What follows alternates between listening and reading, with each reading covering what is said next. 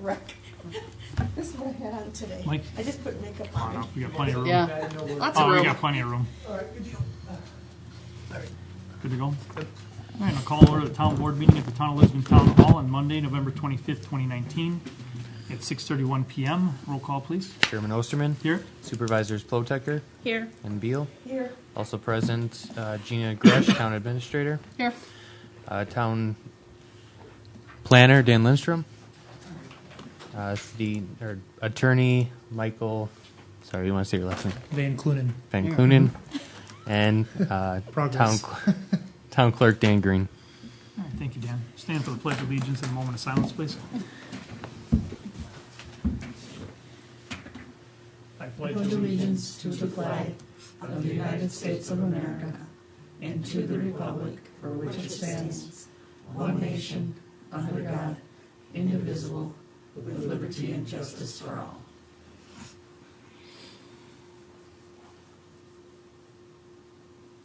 Thank you.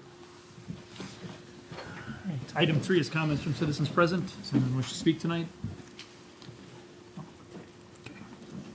Item 4 is the consent agenda. Items listed under the consent agenda are considered in one motion unless a town board member requests that an item be removed from the consent agenda.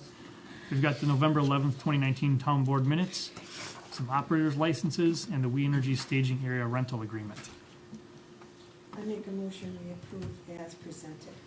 Second? I'll second it. Second by Becky. Any discussion? All in favor? Aye. Opposed? Motion carries 3-0. Item 5 is approval of bills. All right, tonight's accounts payable, we have two totals. One is for our regular accounts payable. The other one is for a separate check that we had to issue for the tax bill postage. The county sent us the invoice late to get it in with the bills, and the postmaster needed it right away. So the top 5 expenditures for the regular check run is $67,210.44 for advanced disposal services for October collection services. $58,970.88 to Waukesha County Treasurer for December police services. $8,253.85 for Veerbecker for general planning, review on the County Trunk Highway Q North property, short-term rentals, Sussex right-of-way reviews, Newman subdivision reviews, and various meetings. $5,065.65 to Compass Minerals for 68.39 tons of road salt. $4,341.62 to Hamilton School District for October mobile home parking fees. And the separate check run was for $1,734.40 to the Master's Touch for 2019 tax bill postage, for a total of $168,751.48. All right, any questions or comments? I make a motion we approve. Moved by Linda, approves. Second. I'll second it. Second by Becky. Any other discussion? All in favor? Aye. Aye. Opposed? Motion carries 3-0. Item 6, announcements and correspondence, meeting schedule. Thursday, November 28th and Friday, November 29th, the offices will be closed for Thanksgiving. December 5th will be the Lisbon-Merton JPC meeting at 6 p.m. at the Town Hall, and also the Lisbon-Merton Border Agreement public hearing at 6:30 p.m. at the Town Hall. Monday, December 9th will be the next Town Board meeting here at the Town Hall at 6:30. Thursday, December 12th will be the Plan Commission meeting at 6:30 at the Town Hall. Monday, December 16th will be a Park Committee meeting at 6:30 at the Richard Young Fire Station. December 18th will be the Department of Administration public hearing on the Land and Lisbon Border Agreement at 4 p.m. at the Richard Young Fire Station. And at 7:30 that night will be the Sanitary District meeting here at the Town Hall. December 24th, 25th, the offices will be closed for Christmas, and the 31st, the offices will be closed for New Year's Eve. Does anyone else have any other announcements or correspondence to note? Just something to add to the calendar. December 9th, there will be a Board of Appeals meeting that was not on the calendar, and that will be at 5 p.m. here at Town Hall. December what? I'm sorry. 9th, same night as the board meeting. Okay, thank you, Dan. Yep. All right. Item 7, department reports. Administrator. Just a couple of things. Update on money saved by paying the fuel invoices by ACH. So far, the town saved about $500 by paying the E.H. Wolf bills by the bank draft. And the treasurer is working with the county on calculating the tax bills. She's been working on balancing the garbage collection and stormwater special charges list. Tax bills should be going out during the second week of December, which is the same time frame they're sent out every year. If you do not receive it by Friday, December 13th, you can look it up online at the link on the website, waukeshacounty.gov, or call the town hall and we'll email you a PDF copy.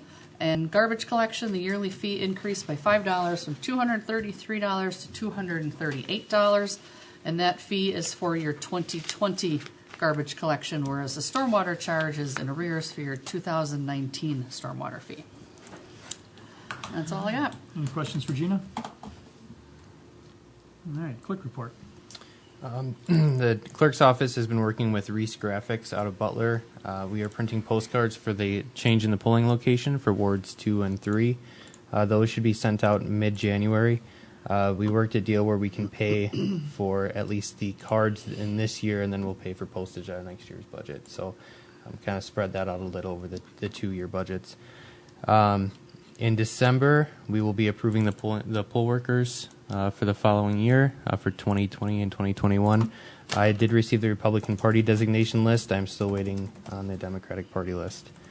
And then next week, Wednesday, I think on the report I said I will, but I will be having the DPW department bring the election equipment to Menominee Falls Village Hall.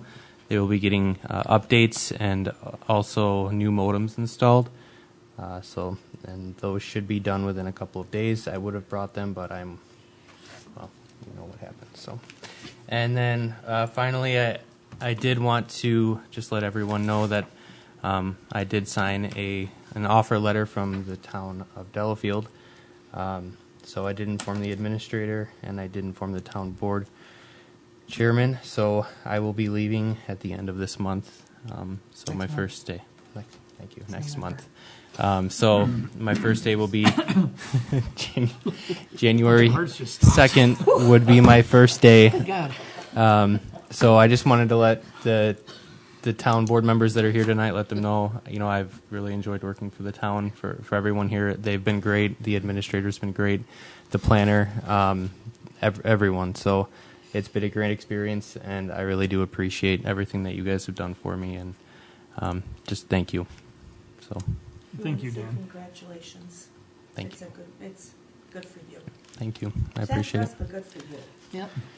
And can I ask, what is this going to cost to have our machines converted? We've already paid for, I think it was $300 or $350 a machine. So, A and then per DS200. So the express votes won't need them, just the tabulating equipment. So 3 of them. Yeah. They're $9 or $9.50. Okay. Yeah, for total. And then they will be just doing the regular preventative maintenance and updates that they normally do. Okay, thank you. Yep. All right. Any questions for Dan? Thank you, Dan. Supervisor reports. We had our normal meeting last week, which went good, and we passed the budget, and so everything is fine at this point. All right. All right. Anything for you, Becky? No. All right, nothing for me also. We have no unfinished business. Moving on to item 10, new business. A, discussion and necessary action on legal representation and fee agreement with Dietrich Vanderwall SC. All right, this is, don't panic. I was to say, this I haven't heard about. So this is something I want to use as another resource with our border agreements. Okay. So in here is the fee schedule. It explains $275 for the attorney, and then I think $200 for an associate. Mm-hmm. So I would ask that we approve that tonight. If I'll anybody's make a in- motion to approve the agreement with the legal representation with Dietrich Vanderwall SC. I second. Motion made and seconded. Any other discussion? Do we have to put David on there or anything, or no? I guess not. No, I was wondering, there's no date on there right now. You fill it in. Any other discussion? All in favor? Aye. Aye. Opposed? Motion carries 3-0. Item B, discussion and necessary action on short-term rentals to refer to the Plan Commission for further discussion. Whatever. Either one. Thank you, Mr. Chair. I'm back talking about short-term rentals. Little bit of an update, as you saw, if you had a chance to kind of go through my memo, was we have kind of I don't want to say situation, but a change in regulations as it comes to short-term rentals, i.e. those units or those individuals renting out their homes on an Airbnb or VRBO situation. The state passed a law several years ago in relation to what can and can't be regulated in that process. We don't have a spot in our town code right now that would differentiate between a typical bed and breakfast and what you would typically be considered a short-term rental. And so as a result of that, we had a complaint on a property in the town that was using the VRBO and Airbnb site. And so we did a kind of inspection on that to see if they were in compliance or violation of the ordinance. At that point, we also took a look at other properties in the town. We wanted to make sure that we were treating everybody the same, and as a result of that, does that mean we needed to amend an ordinance or allow for these things by right? And so the situation that kind of came up here was actually the individual or the property that kind of came to our attention is an actual bed and breakfast by our definition, including the breakfast served.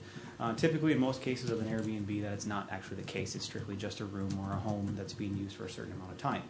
So that's where our kind of ordinance differs. Our ordinance says you can rent by a conditional use permit, rent out a bed and breakfast for a period of between 1 and 14 days per each individual, I guess you would say, renter for that time frame, or occupant of that one. I don't know if I'm supposed to use the proper term there.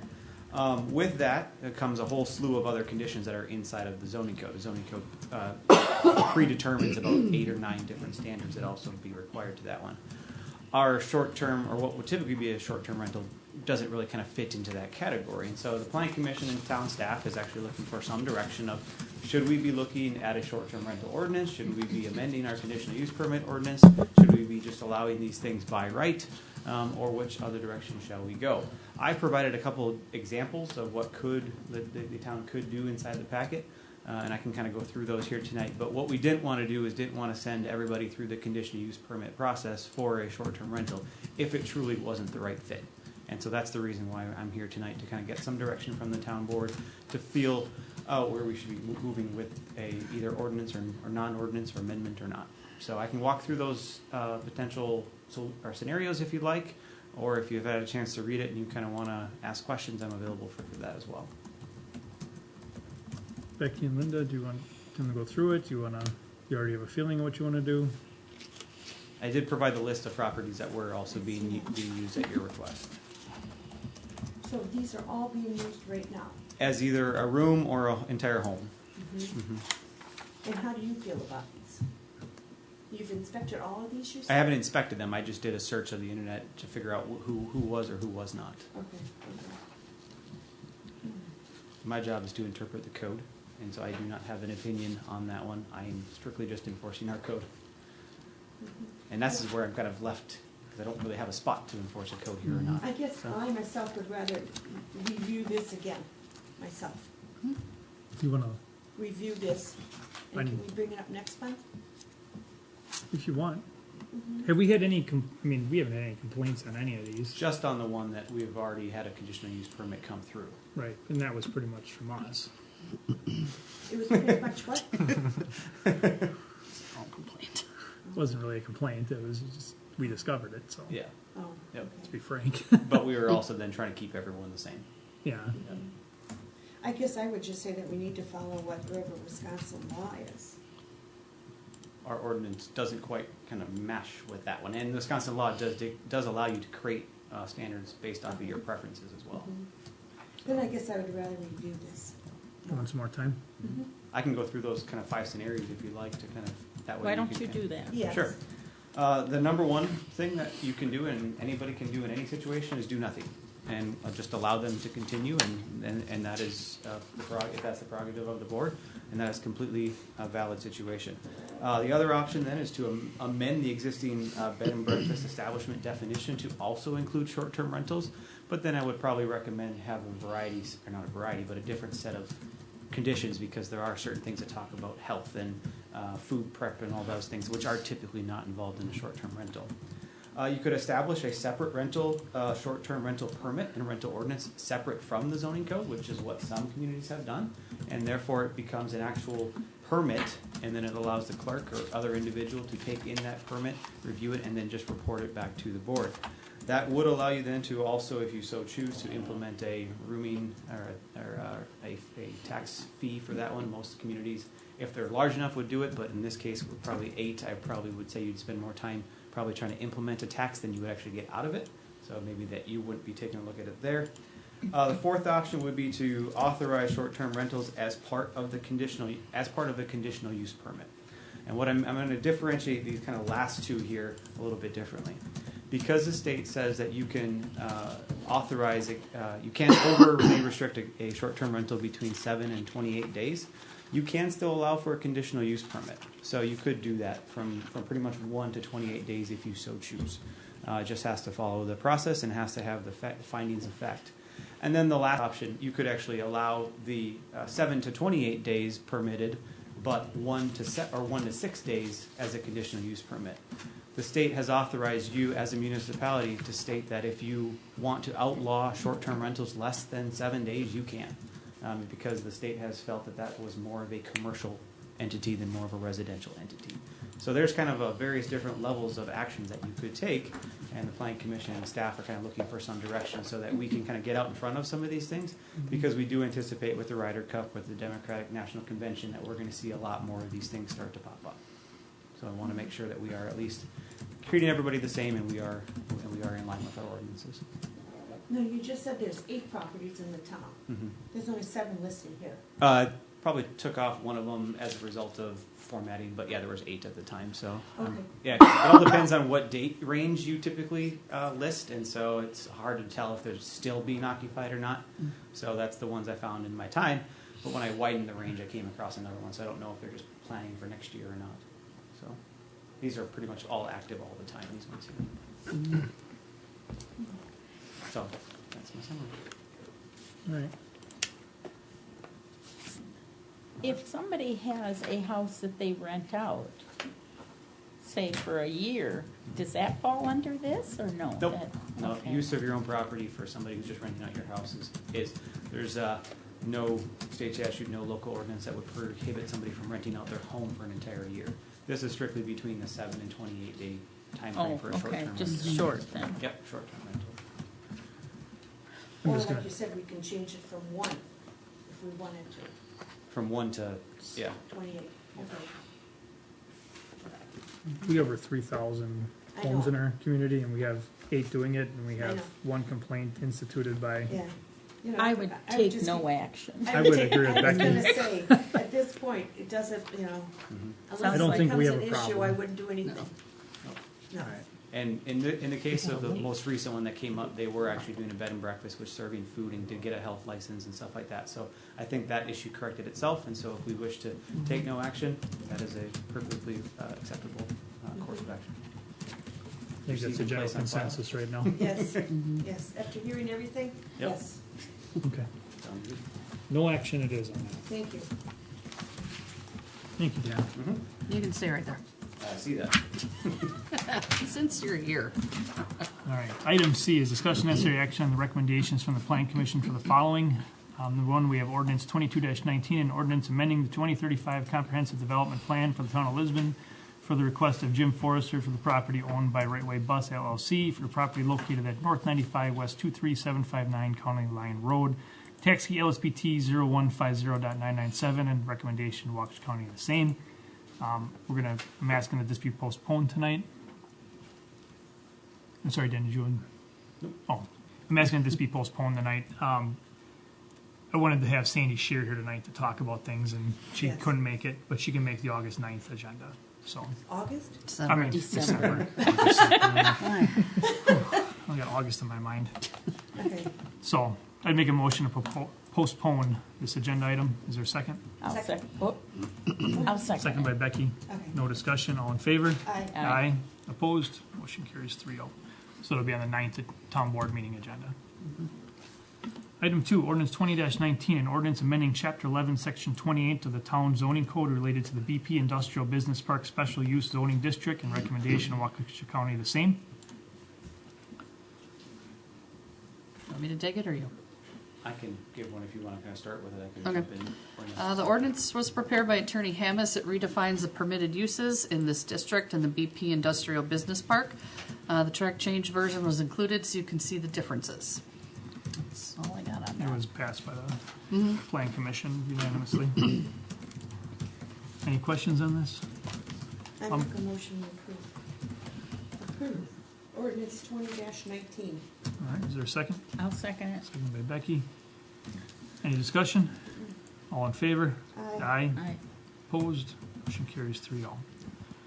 Item 3, ordinance 18-19, an ordinance readopting ordinance 01-18 related to plan unit developments as an overlay district and recommendation to Waukesha County the same. Thank you, Mr. Chair. Before you is a ordinance that the town board had taken a look at last year. As Waukesha County went through to codify this ordinance as several others, there were some discrepancies in some naming, in some formatting items, and that was a product of submitting a track changes version to the plan or to the town board and plan commission. So, from an overall cleanup standpoint, it was a lot easier to just repeal and recreate versus going through and piecemealing each one. So, in front of you tonight is kind of a repeal and recreate version of that one at the request of Waukesha County. This also went through the Plan Commission Yep. unanimous. Okay. Any questions? I make a motion, we approve ordinance 18-19. All right, I'll second it. second by Becky. Any discussion on this?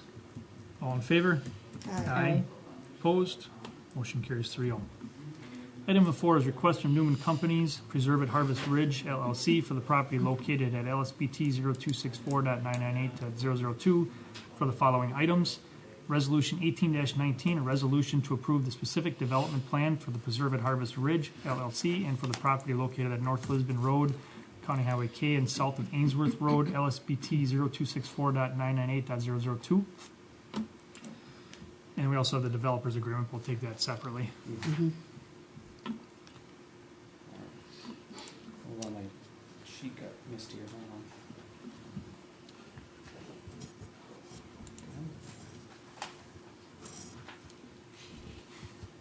Almost there. I'll skip too far down. There we go. So before you, talking about the specific development plan, that was pretty much a version of what would be required as a result of repealing and recreating that ordinance. Inside of that packet that you see is going to be the listed requirements submitted by the applicant, as well as kind of a review of the declarations of restrictions that we did incorporate as part of that process. Also, things that would be included in that one are going to be the typical setbacks, the requirements for what we would typically do for a conservation subdivision. I would say from an overall standpoint, the standards are very similar to what we saw in Barnwood. From a land and lot standpoint, the differences is going to be in the design preferences required by the applicant and enforced by the applicant. So, in front of you is that item, and I can address any comments that you may have at this time. This also was a 6-0 by the Plan Commission. I'm sorry, could you repeat that? It was a 6-0 vote by the Plan Commission in favor. Okay. Any questions on this? Mm-mm.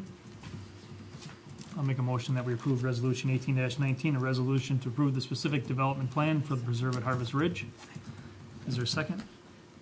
I second, subject to a final attorney review and approval. Nope, that's the next No, one. that's the next one. Oh, sorry.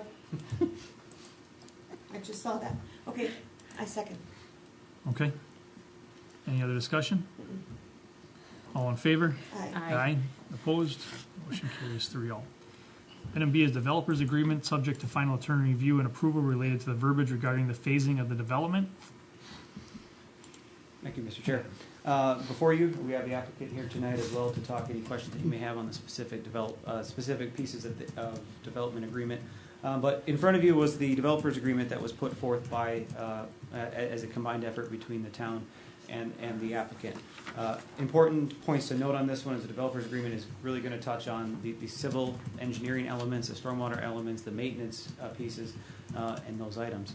I don't have the map up in front of you here tonight, but important points to note on the reason why that there's subject to the phasing and the phasing comments is as the applicant may wish to talk to you about tonight, is weather has not played a nice part this year. And as a result, the first phase, as this developer's agreement was being drafted, was intended to have the entire first phase of that subdivision be put in and approved this year. Weather did not cooperate, and as a result of it, ended up having almost a sub-phase of that first initial phase. And so instead of kind of crafting 3 separate developers agreements, I myself is working with Kathy and the developer to craft this developers agreement to be in accordance with our typical requirements, but does allow for the flexibility of almost having a 2-phased approval approach. Meaning first phase being about 10 lots or 9 lots, I believe, this year, and then once weather cooperates next year, paving the rest of it, and then also having that be approved under the same developer's agreement. What that allows the developer to do is be part of the showcase of homes this year for those lots that would ultimately be approved, and then the rest of the lots would open up at such time as the approvals would come forward. So with that, we recommend approval subject to final review by and agreement between the applicant and the attorney on phasing language. Any questions on this one? I make a motion to approve a developer's agreement subject to the final attorney review and approval relating to the verbiage regarding the phasing of a development. Is there a second? I'll second it. Second by Becky. Any final discussion? All in favor? Aye. Opposed? Motion carries 3-0. Thank you, Dan. Thank you. Item D is discussion necessary action to approve the 2020 Town of Lisbon budget as adopted by the electors on Wednesday, November 13th, 2019, with a levy amount not to exceed $4,253,507. I recommend. What he said. Pardon me? What he said. Yeah, it's pretty cut and dry. Yeah. What you said. I'll second it. You made the motion, Linda? Yes. All right. Becky seconded. Any discussion? All in favor? Aye. Opposed? Motion carries 3-0. Item E is discussion necessary action on town hall staffing. All right. So.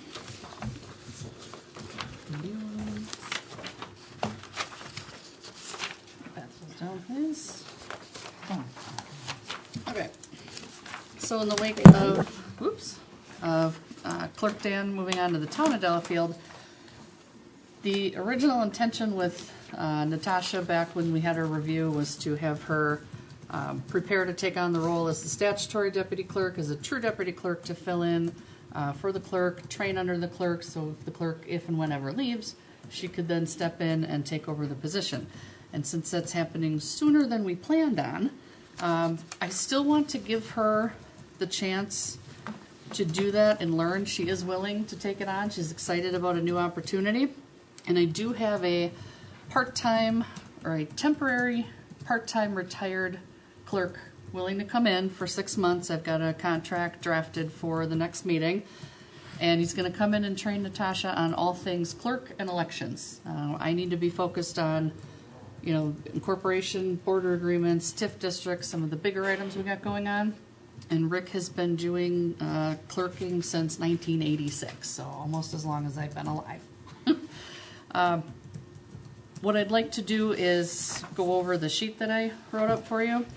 I want to give her the chance to learn the position and see if she likes it. I think she at least deserves that, since that is something we did talk about a couple months ago, so I don't want to take that away from her right now. Her performance will be reviewed each month by Rick and I. I'm working on making a review or a pay schedule, some kind of a step grade to see, you know, how she's doing, something to get her up to speed with wages versus, I can't think of the word, performance. I did tell her that if at any time she feels like she doesn't like the job and doesn't want to move into that role, she will let us know immediately, but she does know that she is committing to at least 6 months. We want to get her through 2 elections, and I would think she would know by at least through the April election if she knows if she wants to continue doing this or not.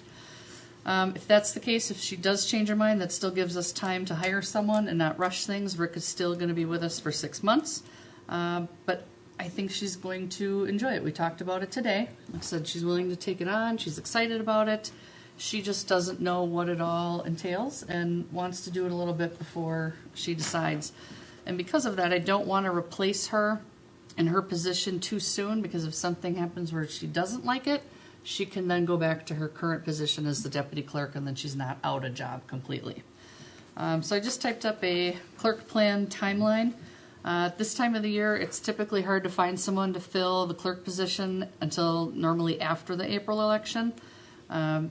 Typically, clerks or deputy clerks won't leave their municipality within 3 to 4 weeks. So just as an example for a timeline, if the town board were to direct me to advertise on December 9th, you'd have applications out for 3 weeks. That's the end of December.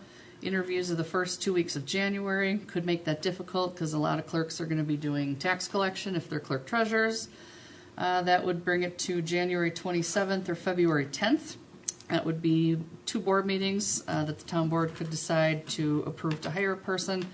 Normal notice is 2 weeks. Most clerks gave a month. Dan gave 5 weeks, which I really appreciate, actually. Deputies typically give 2 weeks, so you're looking at being really close to the February election, if not just past that, if you're looking at a February 10th approval. Otherwise, you're looking at someone leaving right in between February and April elections, and that's mid-March, and that's when absentee voting starts, and it's still cutting it pretty close. So that's why I recommend that Natasha step into the clerk's role in a training role. We would hire Rick at the next meeting and bring him on contract for 6 months, and he will teach her everything he knows. And I will be helping train her too, but he's going to be doing the majority of it. Well, who's going to be doing her job? She will be as well, but Chris is going to help. We'll get it done. I'll help as much as I can. Is Dan going to start helping her too now? Oh yeah, he's already started. Okay. Yeah. Yeah, I'm working on just reports, training documents, things like that, and then updating all of the binders and things we have. Is she catching on pretty well? Well, I haven't done We just hands-on yet. I'm done updating yet. Okay. It's a recent change, so. Yeah. Okay. So when I started, Sandy Gettleman gave me a clerk binder, call it the clerk Bible, and it goes through every month of everything that needs to be done by what day. It kind of gives you just an overview of what you need to be doing each month. So when Sandy gave that to me, I updated it with procedures that I updated. I gave it to Dan when he started, and now he's going to give it to her. And that's what Rick is going to use between that, the statutes, and the WMCA clerk manual to teach her everything she needs to know. So what job are you advertising on December 9th? then? I'm not. Oh. I was If just we were giving you gonna an advertise example. something, Right. it would Right. be, Oh, okay. Yeah. All right. Well, that's So- what confused me. Right. what's gonna make this plausible is we're gonna have to contract with Dan, Planner Dan, Mm-hmm. for more of our planning services in the meantime also. And they've stated they can do that. We're gonna have to figure out what that's gonna look like. But, I mean, that's a big part of this, obviously, too. So that's what's gonna make the training and maintaining both positions possible at the end of the day. So I don't really, I guess, if this is gonna work, I guess I don't see bringing that planning stuff in for quite a while. Mm-hmm.